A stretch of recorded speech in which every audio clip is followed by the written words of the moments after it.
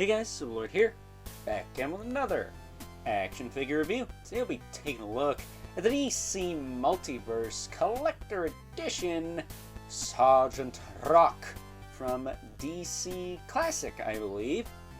Excuse me.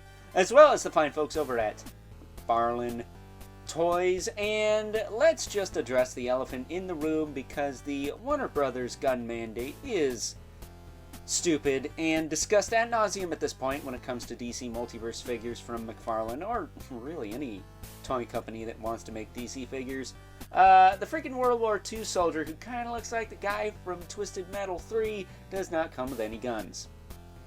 That sucks, but that's why you get a gun pack and give him this big Monongahela here. Now, I know this is probably not a World War II era gun, but I don't know what those look like. I'm not a gun guy. I just know he looks badass holding this, so that's why I gave him that. So, with that being said, before we get too far ahead of ourselves, why don't we cut right to the chase and get to the meat and taters of this review and take a look-see at all Sergeant Rock has to offer in terms of accessories, starting off with his collectible trading card with a bio on the back.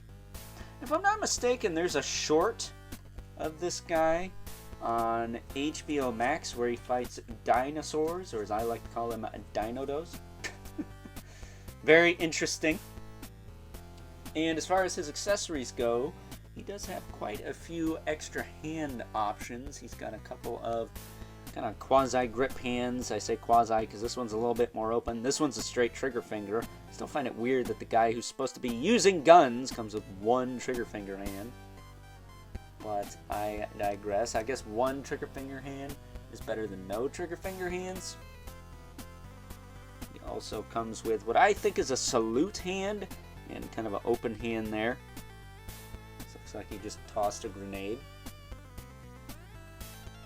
He's got his little helmet, Spear and Magic helmet. What? But a little helmet there,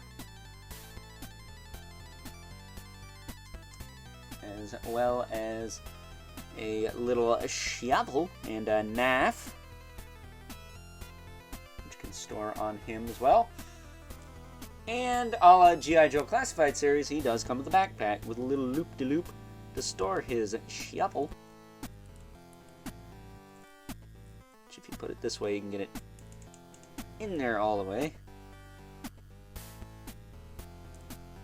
There you go. It's in there nice and snug. No problem whatsoever. And it just slides over his arms. We'll do all that momentarily.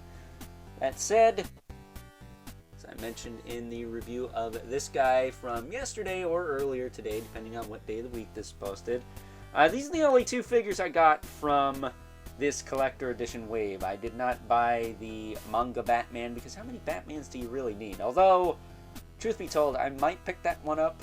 I might backtrack and get it at some point because, well, it's a different enough looking Batman, so I can almost justify having it, but not right now.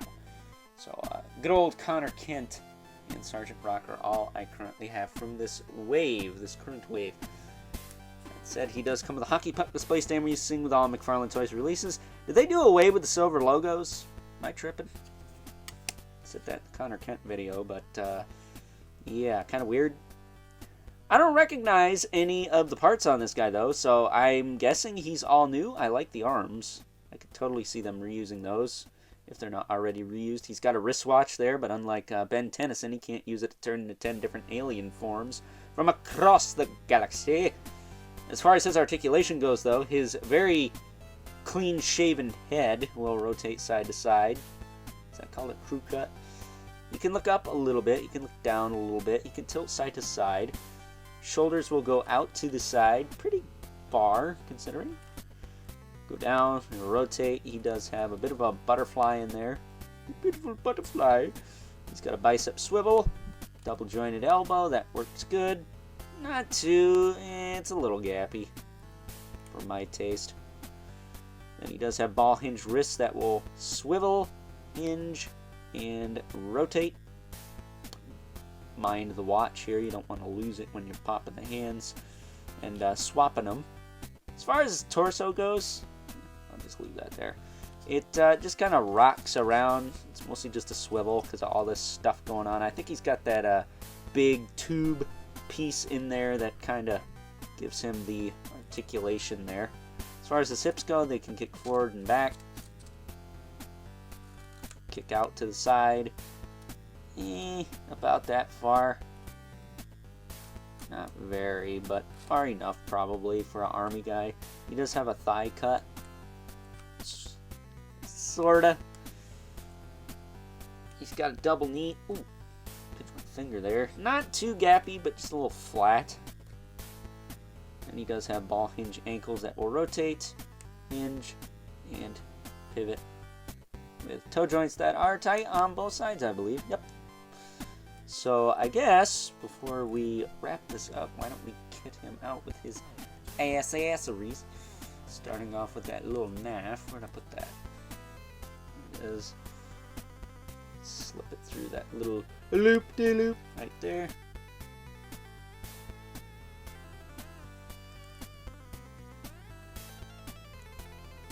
And we will pop his arms back as we hit the camera with his foot.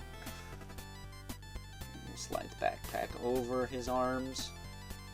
It can be easier said than done sometimes, I'm not gonna lie, but it's not too difficult. There you go.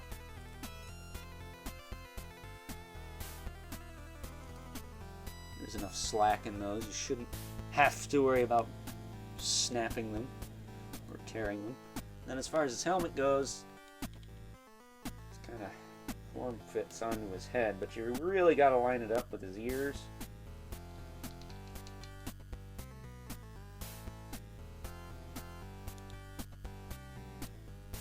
Maybe try to tilt it back so you could see his eyes. That's probably as good as we're gonna get it. But there is Sergeant Rock, all geared up with no guns. I still think it's stupid the World War II guy does not come with any guns. Like, what the hell are we doing here? But standing him up, he's a pretty big figure, too. He's a little bit taller than your average DC Multiverse release, given his added height with the helmet and just the fact he's on a bigger body than most DC Multiverse releases. So, bringing in our two regulars, we have the Mythic Legion's Brother Mandibular, right there. And the infamous 11th Spawn, which is about the same height, give or take, as good old Sergeant Rock here. And if you wanted to, you could find some black dude arms and a head. You could make a custom Al Simmons out of this guy, which I'm all for, because I want more Spawn figures, because I don't want the Spawn line to die like my beloved NECA gargoyles. Okay, so with that being said, it's time now that we wrap things up with some final thoughts. Overall, and aside from the freaking army guy in DC Comics not coming with any gosh darn guns, way to go on that one, Warner Brothers, you jerks. I quite like good old Sergeant Rock here. I think he's a pretty awesome figure. Don't recognize any of the parts, so if there's any reuse here, well, it's foreign to me, or I just plain don't recognize it. That said, thank goodness fine folks over at McFarlane Toys are finally able to start giving us guns with some of the DC releases now, because the fact that this guy didn't come with any, that's some straight up BS right there. So with that being said, I hope you guys enjoyed this review. Until next time, catch you guys later.